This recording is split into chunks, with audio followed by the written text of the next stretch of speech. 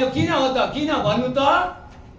यति यत्रो शरदको राजा रावण यति पनि रामको अर्थ पनि थाहा छैन रा भनेको रावण हो म भनेको मन्दोदरी हो तिम्रो र तिम्री श्रीमतीको नाम लेखेर टाँसिरहेछ दिनी पछि पूजा गर्छ यसैले वध गर्नु भन्दा क्षमा मागेर हिँडे प्रेमका साथ बोलो सतगुरु महाराजको के रहेछ त राको अर्थ रावण मको अर्थ मन्दोदरी लाएर जस्तै पनि ज्यान बचाइदिनु भयो प्रेमका साथ बोलो सतगुरु महाराजको दिन यहाँ मलाई भनेकै छैन ल यहाँ हाम्रा बहिनी हुनुहुन्छ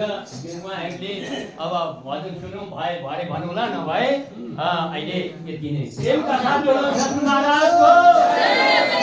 आनन्दको